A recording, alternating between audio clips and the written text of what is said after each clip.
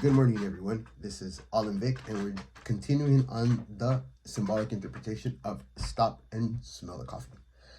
The physiology and the psychology, it stops your body. The process is that you stop and you take in fresh fuel, fresh air.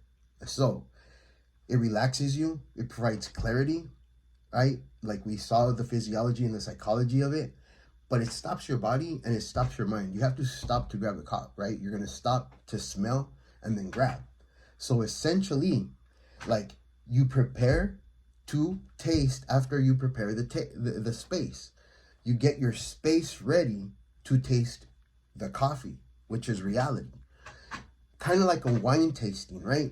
When you go to a wine tasting, you go ahead and you drink a wine and then you have a rinse to clear out and like neutralize flavor for you to taste the new wine and experience that flavor.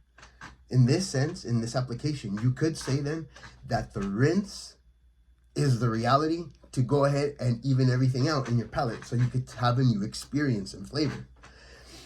So symbolically, the coffee is like what's happening in your life. And at times we forget, like coffee is bitter. It wakes us up. Now that you have the space, now you could drink your reality, right? Fresh air, clean fuel. You're connected to your roots. You're connected to your treetops, right? Your tree is strong. Now you can face and drink your reality. At times we want the reality to be, we forget that we can add sweetness, but that sweetness can't be external things. They have to be inborn expressions.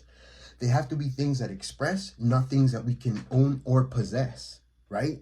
Those are external things making us happy and not ourselves. Other times we add to, we forget, like we can make it sweeter. We can make it like better with creative work. And then not better, that's just expression. At other times the sweetness we add is not our own sweetness, but external sweetness from others, right? And then we become very reliant on the coffee being a specific way, on reality being a specific way for it to be reality, or for us to move forward or take actions.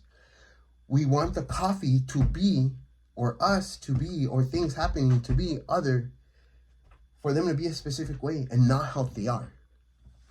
And so just remember how coffee is bittersweet, so is reality.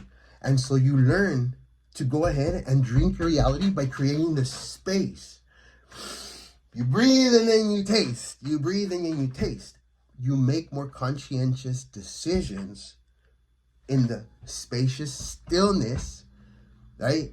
In the inspiration that you take in and create. This is an elaboration on symbolic interpretation of taste and smell the coffees.